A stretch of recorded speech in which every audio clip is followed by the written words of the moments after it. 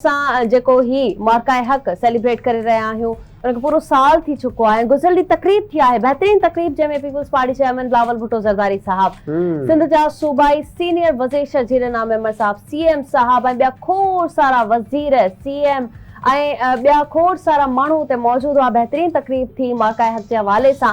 इन हवाले सां वधीक पुछंदासीं, असांखे रिपोर्टर जॉइन कयो आहे शाहिद मीर सातो साहब, उन्हनि खां तफ़सील मालूम कंदासीं। शाहिद साहब अस्सलाम वालेकुम।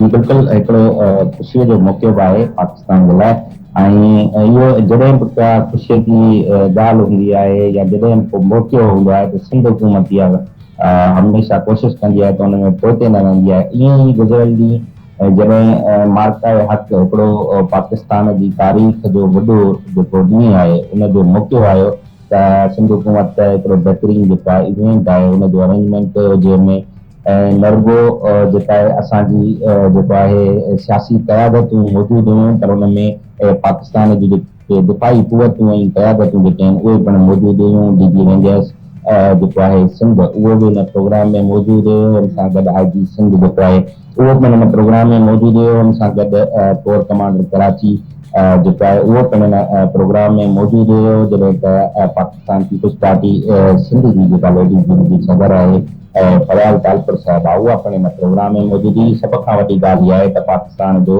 अॻूणो दिफ़ाई वज़ीर जेको आहे ऐं हिन वक़्तु पाकिस्तान पीपल्स पार्टी जो चेयरमैन बिलावल भुट्टो ज़रदारी जे जेका हिन समूरे जेका हिन प्रोसेस दौरान जॾहिं ही ऑपरेशन हले पियो मार्काए हक़ जो, जॾहिं भारत पारां मुख़्तलिफ़ मीडिया प्लेटफॉर्म ते इहे ॻाल्हियूं कयूं हुयूं त असां पाकिस्तान खे जेको आहे फलाणी कराचीअ खे असां उॾाए छॾियो, असां हैदराबाद कीअं कयो, असां हूअं कयो, त उन दौरान बिलावल भुट्टो ज़रदारी इंटरनेशनल मीडिया ते पंहिंजो जेको किरदारु अदा कयो उहो कंहिंखां विसरण जोॻो न आहे।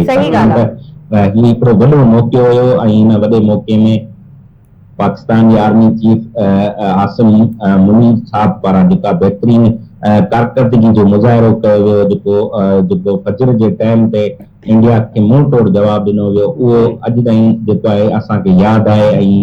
ऐं जेका इंडिया जेको अॼु बि जेको आहे मुख़्तलिफ़ सोशल मीडियास ते मुख़्तलिफ़ पंहिंजा जेके न्यूज़ चैनल्स आहिनि उन्हनि ते जॾहिं उहो प्रोपेगेंडा करे थी, उन्हनि वटि उन खां सवाइ हींअर कुझु बचो ई न आहे। छाकाणि त उन्हनि खे जॾहिं मुंहुं तोड़ जवाबु मिलियो, उहो जेको मुंहुं तोड़ जवाबु हुयो उहो मार्काए हक़ जे दौरान मिलियो, जंहिं महिल 6 वॾा जहाज़ जेके आहिनि इंडिया जा पाकिस्तान पारां जेके आहिनि उहे किराया विया। ऐं हुन दौरान जेको आहे उहे वॾा जहाज़ जिन खे हू वॾा नाला ॾियनि पिया, राफेल ऐं वॾियूं उन्हनि जूं ॻाल्हियूं थियनि पियूं, पर जॾहिं पाकिस्तान जी हदुनि में उहे पहुता त पाकिस्तान जी जेका एयरफोर्स आहे उन्हनि सां जेको आहे दिफ़ाई शानदार दिफ़ाई मुज़ाहिरो करे ॾेखारियो ऐं उन्हनि खे जेको आहे किराए ऐं इंडिया खे जेका आहे उन्हनि खे शिकस्त सां जेको आहे नवाज़ियो वई। उन्हनि खे ॿुधायो त तव्हां जेके शिकस्त जे लाइक़ु आहियो। अॼु बि पाकिस्तान जो जेको मोराल आहे उहो बुलंद आहे। गुज़िरियल ॾींहुं जेका तकरीब थी हुन दौरान बिलावल भुट्टो ज़रदारी इहा ॻाल्हि कई त कामयाबी जेका आहे उहा असांजी जेका आहे कामयाबी जेका हिन ऑपरेशन दौरान थी, उन खां पोइ